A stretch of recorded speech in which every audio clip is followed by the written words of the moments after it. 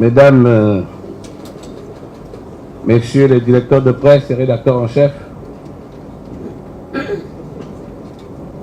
Mesdames et Messieurs les communicateurs, bonjour. Depuis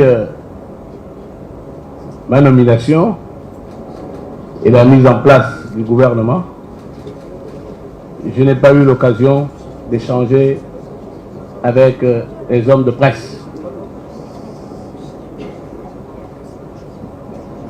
Beaucoup ont pensé que je les snobais ou je les fuyais. Ce ne sont pas les invitations qui ont manqué. Ce ne sont pas les sollicitations qui ont manqué. Mais je voulais prendre du temps après la formalisation des feuilles de route pour les membres du gouvernement. J'ai pensé qu'il était bon que je communique sur la déclaration de politique générale. Vous l'avez vu, parce que vous étiez tous à l'Assemblée nationale, mais vous n'aviez pas eu le support physique, et je pense que mes services vont vous le faire parvenir rapidement pour que vous puissiez vous en imprégner et que vous puissiez l'analyser, le critiquer, l'enrichir.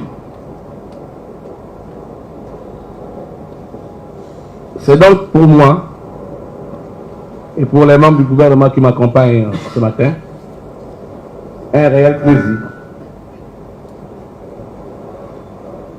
de nous retrouver avec vous, hommes de presse, femmes de presse, pour ce déjeuner.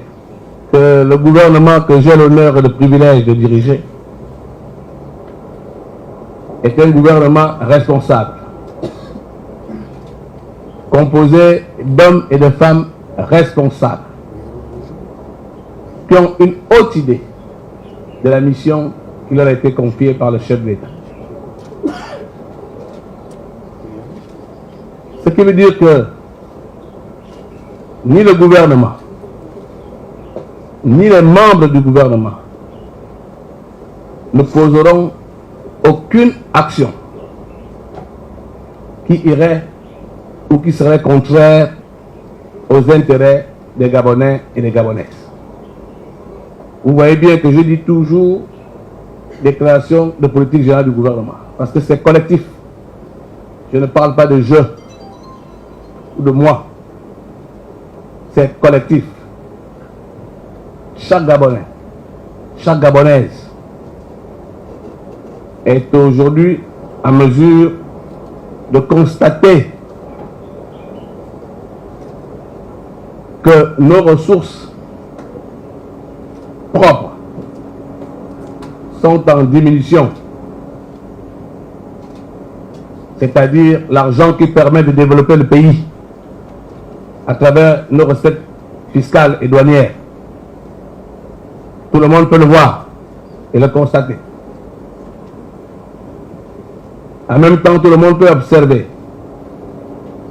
que nos dépenses publiques, elles, sont en constante augmentation.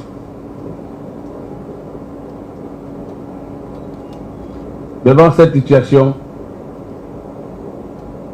nous devons nous résoudre à engager des réformes courageuses, des réformes difficiles, et même des réformes audacieuses. Ces réformes sont salutaires, elles sont bénéfiques et elles sont profitables au plus grand nombre.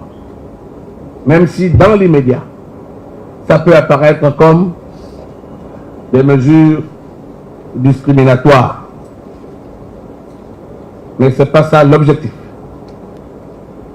Je voudrais que les communicants que vous êtes, vous reteniez de la déclaration de politique générale du gouvernement ceci. En fait, les actes d'action du gouvernement. Une politique de réforme hardie en matière de gouvernance. Notre gouvernement sera un gouvernement de réforme. Parce que nous ne pouvons pas faire l'économie des réformes en matière de gouvernance. Deuxième axe, une forte tonalité sociale en vue de répondre aux besoins et aux attentes de nos compatriotes dans le secteur de l'éducation, dans le secteur de l'eau et l'électricité, dans le secteur de la route, dans le secteur de la santé et certainement dans le secteur du logement. Le troisième axe d'action, une volonté de dialogue permanent.